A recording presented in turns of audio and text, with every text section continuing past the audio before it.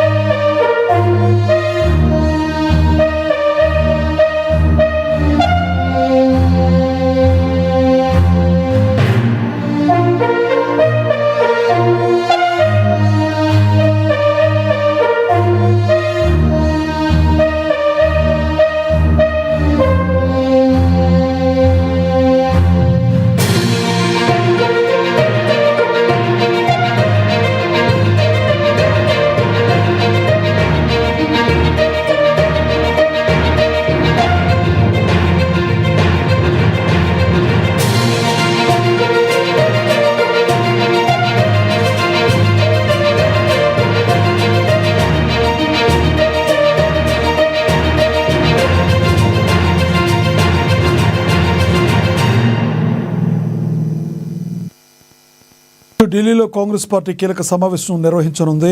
CM Revanth Reddy నేతృత్వంలోని కాంగ్రెస్ ప్రభుత్వం ఏర్పడి 2 ఏళ్లు పూర్తయిన సందర్భంగా ఏఐసీసీ రివ్యూ చేపట్టనుంది. మల్లికార్జున ఖర్గే, రాహుల్ గాంధీ, కేసీ వేణుగోపాల్ ఆధ్వర్యంలో జరగనున్న ఈ భేటీలో రాష్ట్రానికి చెందిన మంత్రులు, కీలక నేతలు పాల్గొబోతున్నారు. 2023లో అధికారంలోకి వచ్చిన నాటి నుంచి అమలు చేస్తున్న 6 గ్యారంటీలు, సంక్షేమ పథకాల అమలు తీరును హైకమాండ్ విశ్లేషించనుంది. ముఖ్యంగా ఇటీవల స్థానిక సంస్థల ఎన్నికల్లో సాధించిన విజయాలు, మిగిలిన 3 ఏళ్ల కాలానికి దిశానిర్దేశం చేయనున్నారు. మార్చి 16న జరగనున్న రాజ్యసభ ఎన్నికల నోటిఫికేషన్ విడుదలైన నేపథ్యంలో తెలంగాణ నుంచి ఖాళీ అవుతున్న స్థానాలకు అభ్యర్థుల ఎంపికపై ఈ భేటీలో ప్రాథమిక నిర్ణయం తీసుకోబోతున్నట్లుగా సమాచారం. సామాజిక సమీకరణలు, పార్టీ విధేయతను పరిగణలోకి తీసుకుని అభ్యర్థులను ఖరారు చేసే అవకాశం ఉంది.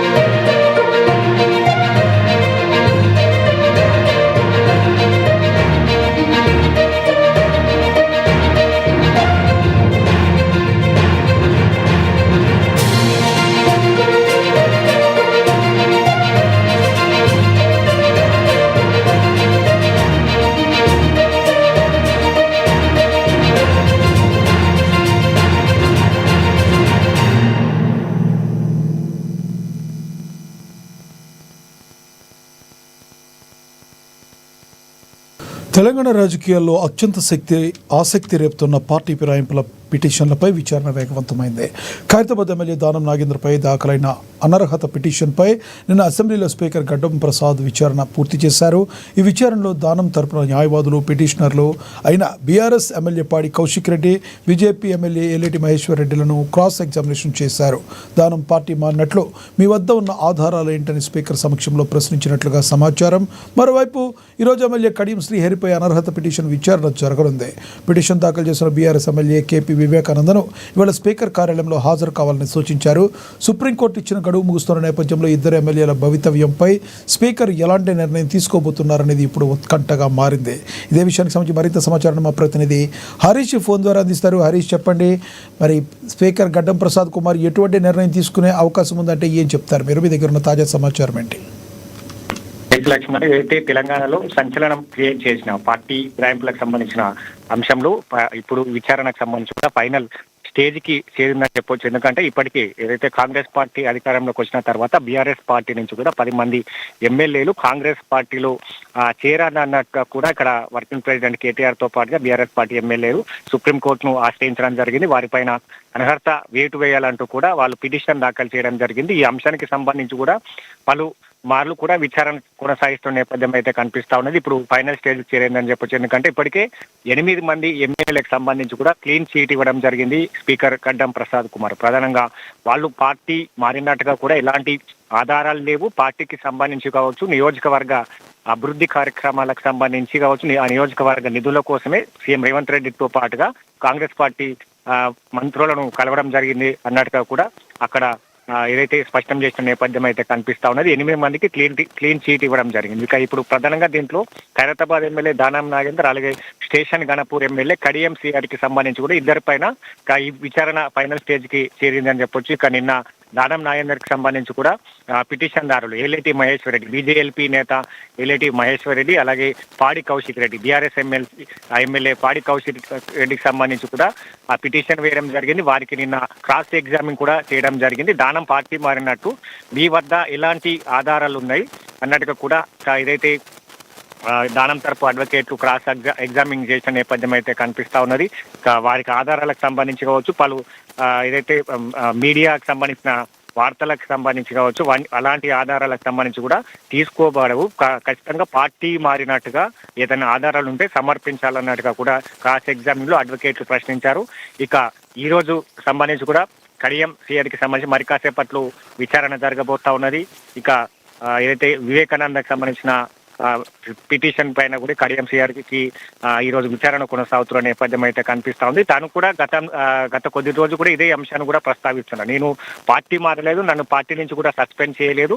తన కూతురికి సంబంధించి కూడా ఒపీనియన్ వేరే ఉంటుంది. తన కాంగ్రెస్ పార్టీలో కొనసాగితే తనకు అభ్యంతరం ఎందుకు, నేను బీఆర్ఎస్ పార్టీలోనే కొనసాగుతా ఉన్నాను, బీఆర్ఎస్ పార్టీ సిద్ధాంతాలకి కట్టుబడి ఉన్నట్టుగా కూడా ఆయన చెప్తా వస్తున్న నేపథ్యం అయితే కనిపిస్తా ఉంది. కాబట్టి ఈ రోజు ఏ విధంగా ఇప్పుడు కడియం సిఆర్కి సంబంధించి కూడా లాయర్లు అడ్వకేట్లు క్రాస్ ఎగ్జామింగ్ చేయబోతా ఉన్నట్టుగా కూడా ఈ రోజు ఫైనల్ స్టేజ్ అని చెప్పొచ్చు. ఎందుకంటే ఇప్పటికే దీనిపైన కూడా 8 మందికి క్లీన్ చీట్ ఇవ్వడం జరిగింది. ఇప్పుడు దానం నాగేందర్ కి సంబంధించి కూడా పదే కాంగ్రెస్ పార్టీ ఏదైతే ఎంపీగా పోటీ చేశాడు, తాను బీఆర్ఎస్ పార్టీలో కొనసాగుతూ కాంగ్రెస్ పార్టీ బీఫామ్ పైన పోటీ చేశారన్నట్టుగా కూడా వాళ్ళు అఫిడవిట్ దాఖలు చేశారు. కాబట్టి దానికి సంబంధించి కూడా ఆధారాలు సమర్పించాలి, పార్టీ మారినట్టుగా కూడా సమర్పించాలి. మొత్తంగా ఈ రోజు station Ganapur MLA Kadiyam CR విచారణ కొనసాగబోతా ఉన్నది. ఇక ఇద్దరి పైన కూడా స్పీకర్ ఎలాంటి నిర్ణయం తీసుకునే పైన కూడా ఒక సెన్సేషన్ అయితే క్రియేట్ చేస్తా ఉందని చెప్పొచ్చు. Laxman, thank you Harish.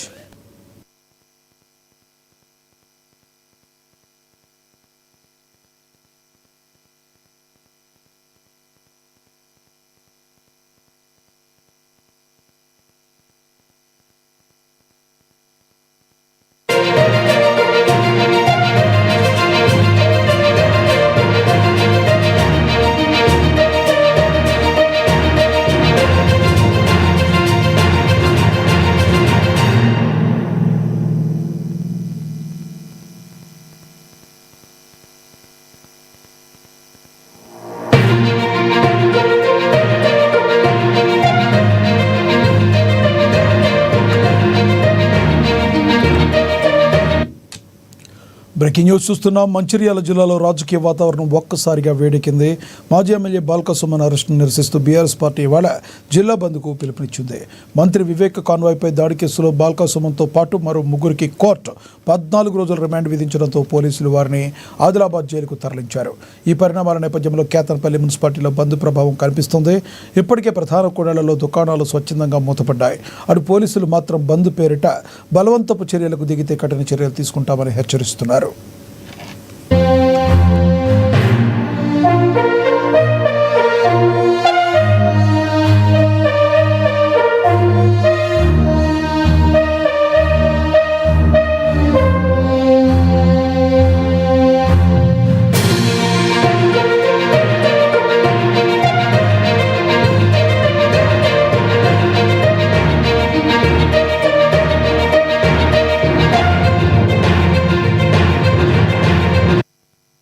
మంచిర్యాల జిల్లాలో రాజకీయ వాతావరణం ఒక్కసారిగా వేడెక్కింది. మాజీ ఎమ్మెల్యే బాల్క సుమన్ అరెస్టు నిరసిస్తూ బీఆర్ఎస్ పార్టీ ఇవాళ జిల్లా బంద్కు పిలుపునిచ్చింది. ఇదే విషయానికి సంబంధించి మరింత సమాచారాన్ని మా ఆదిలాబాద్ రీజనల్ కోఆర్డినేటర్ సత్యనారాయణ అందిస్తారు.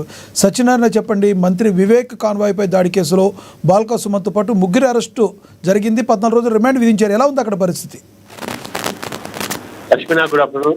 అయితే ఏదైతే Kethanapalli municipal chairman, vice chairman ఎన్నిక సందర్భంగా జరుగుతున్నటువంటి ఒక ఉద్రిక్తత నేపథ్యంలో అక్కడ ఆల్రెడీ ఇప్పటికే 2 సార్లు చైర్మన్, ఉప చైర్మన్ ఎన్నిక వాయిదా పడింది. అయితే రెండోసారి జరుగుతున్నటువంటి ఒక చైర్మన్, ఉప చైర్మన్, వైస్ చైర్మన్ ఎన్నిక సందర్భంగా ఎక్స్ అఫిషియో ఓటు వేసేందుకు వచ్చినటువంటి మంత్రి వివేక్, అలాగే పెద్దపల్లి ఎంపీ వంశీకృష్ణ, ఆ ఇద్దరి కాన్వాయ్పై బాల్క సుమన్తో పాటు ఇతర బీఆర్ఎస్ నేతలు, స్థానిక బీఆర్ఎస్ నేతలు దాడి చేసినట్టుగా అయితే అక్కడ ఉన్నటువంటి ఒక సాక్ష్యాధారంగా పోలీసులు అయితే కేసు పెట్టారు.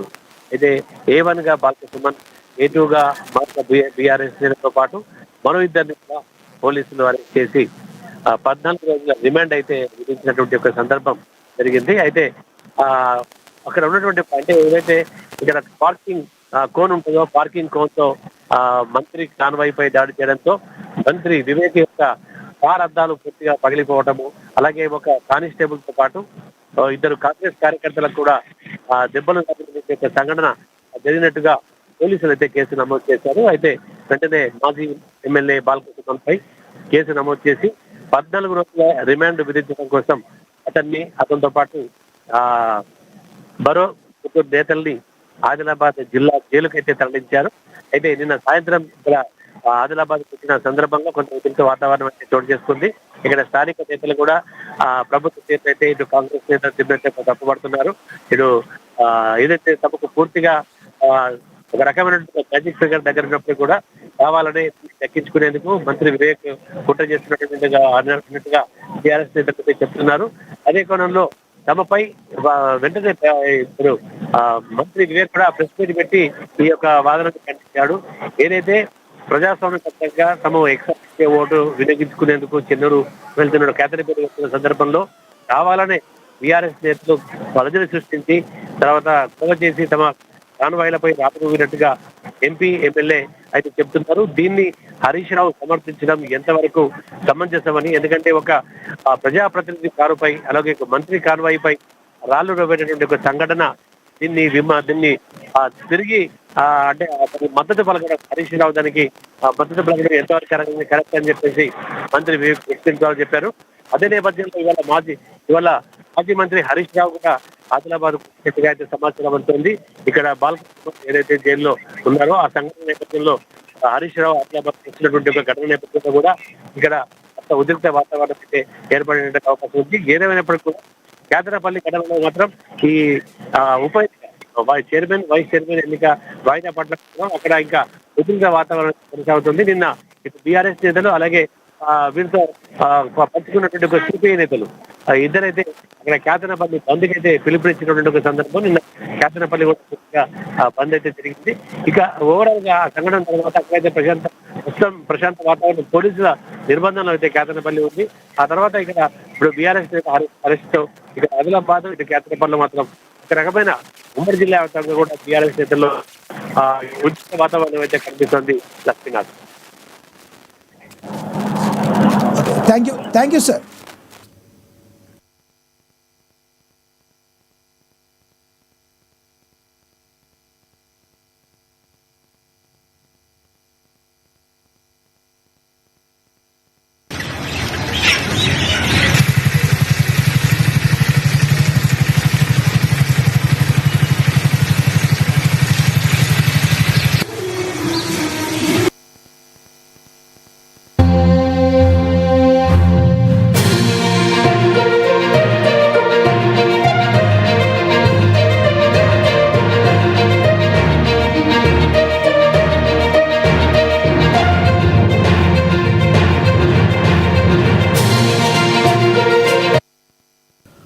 బ్రేకింగ్ న్యూస్ చూస్తున్నాం. కర్రిగుట్టలో ఆపరేషన్ 2 కగారు ప్రారంభమైంది. 5,000 మంది సిఆర్పిఎఫ్ బలగాలతో కూంబింగ్ చేపట్టారు.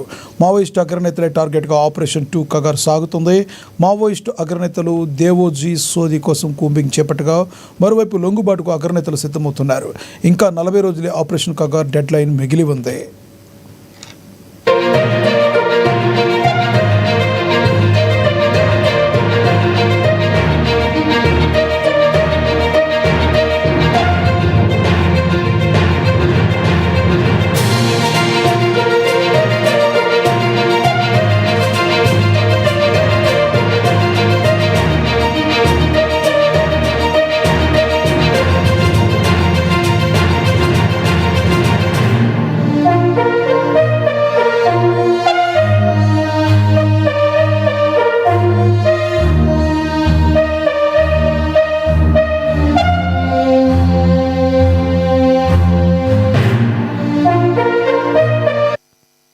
కర్రెగుట్టలో ఆపరేషన్ 2 కగారు ప్రారంభమైంది. 5,000 మంది సిఆర్పిఎఫ్ బలగాలతో కూంబింగ్ చేపట్టారు. మావోయిస్టు అగ్రనేతలే టార్గెట్గా ఆపరేషన్ 2 కగారు సాగుతుంది. మావోయిస్టు అగ్రనేతలు దేవోజీ సోది కోసం కూంబింగ్ చేపట్టగా మరోవైపు లొంగబాటుకు అగ్రనేతలు సిద్ధమవుతున్నారు. ఇంకా 40 రోజులే ఆపరేషన్ కగారు డెడ్ లైన్ మిగిలి ఉంది.